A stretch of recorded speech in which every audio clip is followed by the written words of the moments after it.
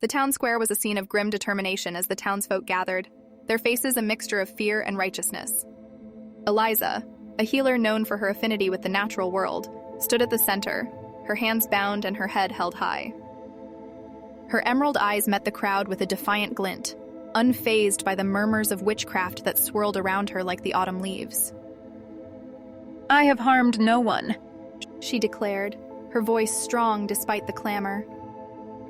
The town's minister, Reverend Pritchard, stepped forward, his stern gaze unwavering.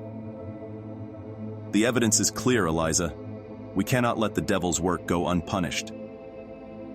The crowd held its breath as Eliza ascended the wooden steps, her fate sealed by the fear that had gripped the colony.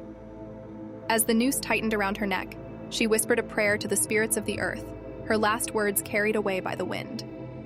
The trapdoor released, and the world seemed to hold its breath. But as her life slipped away, something ancient and powerful stirred beneath the soil.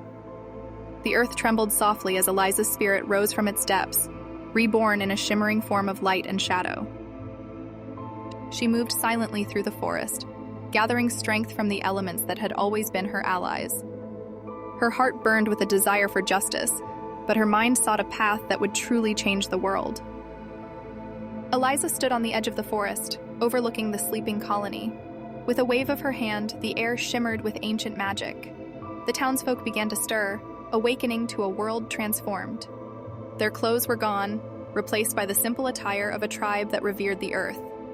Confusion gave way to awe as they felt the call of the wild, their senses attuned to the rhythms of nature. John, a blacksmith, looked around in wonder. "What is this magic?" he asked, his voice a mix of fear and fascination. "This is your new life," Eliza's voice echoed through the forest. "Embrace it, and learn what it means to live in harmony with the world." As the townsfolk adjusted to their new existence, the sound of approaching settlers reached their ears. The irony was not lost on them. Once the oppressors, they now faced the same fear and misunderstanding they had imposed on others. Mary, a former seamstress, turned to the others.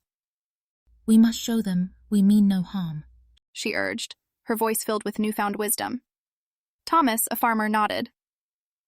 "Let us teach them the ways of this land, and perhaps they will see us not as enemies, but as fellow stewards of the earth." Eliza watched from the shadows as the townsfolk met the settlers with open hands and open hearts. The cycle of fear and vengeance was broken, replaced by understanding and respect. As the rains soaked into the land, it carried with it the hope of a world reborn, where all could live in harmony with the natural world and each other.